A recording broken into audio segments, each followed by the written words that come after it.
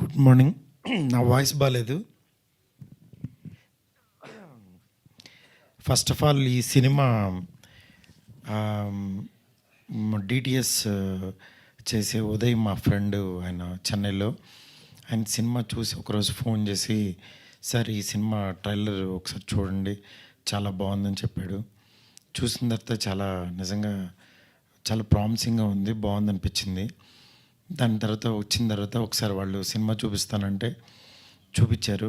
చూసిన తర్వాత నేను ఎస్కేని చూసాం. నిజంగా షాక్ అయ్యాను. అంటే ఎంత రియలిస్టిక్గా తీసాడంటే సినిమాని. ఆ క్యారెక్టరు, అతను హీరో ప్లే చేసిన, మణికందన్ ప్లే చేసిన రోలు, అది రోల్లాగా అనిపించదు.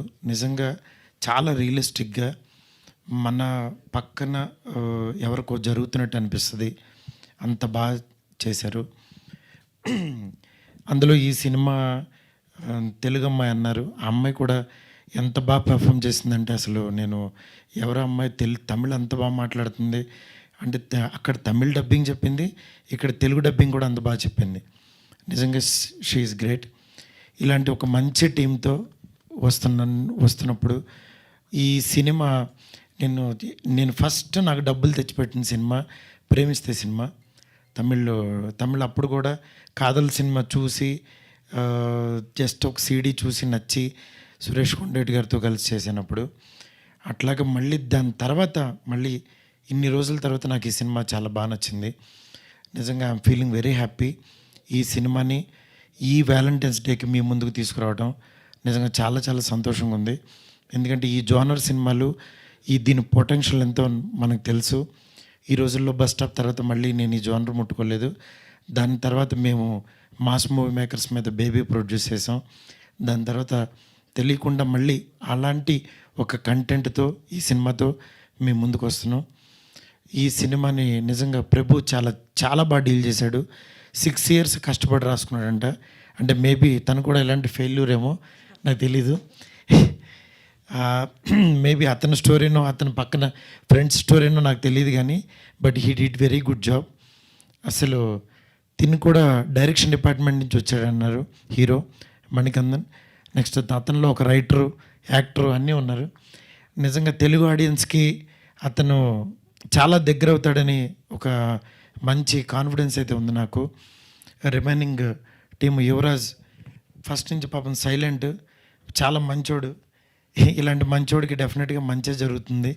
తెలుగులో కూడా అన్ని లాంగ్వేజ్లో మంచి జరుగుద్ది.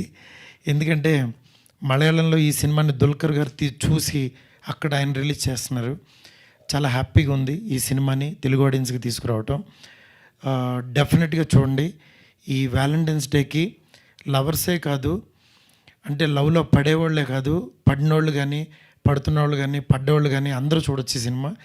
అంటే అసలు ఎక్కడ కూడా ఒక 1% కూడా వల్గారిటీ ఉండదు. చాలా సెటిల్డ్గా చాలా బాగా తీశారు సినిమా. డెఫినెట్గా ఒక మంచి ఫీల్ గుడ్ సినిమా చూసామనే ఫీలింగ్ అయితే డెఫినెట్గా ఉంటుంది. ఈ ఫెబ్ 9th సైమల్టేనియస్గా రిలీజ్ చేస్తున్నాం సినిమాని. డెఫినెట్గా చూడండి. ఈ టీంని ఎంకరేజ్ చేయండి. వీళ్ళు అంతకుముందు కూడా స్క్రిప్ట్ని నమ్మిచ్చేసే బ్యాచ్ వీళ్ళు. గుడ్ నైట్ అని ఒక సినిమా చేశారు. ఓటీటీలో సినిమా చూసి గురక మీద అనమాట, ఒక అతను గురక పెడుతుంటాడు, అతని మీద సినిమా చేశారు. ఈ కాన్సెప్ట్ నాకు దొరికితే బాగుండే భలే అనిపించింది నాకు. మళ్ళీ ఆ ప్రొడ్యూసర్సే వాళ్ళే వచ్చి సార్ మేము చేసామని చెప్పి అన్నారు. నిజంగా వరల్డ్ చాలా స్మాల్ అనిపించింది. అలాగే ఈ సినిమా కూడా చాలా బాగుంటుందని నమ్ముతూ మీ ముందుకు తీసుకొస్తున్నాము. డెఫినెట్గా చూసి ఎంజాయ్ చేయండి. Thank you so much.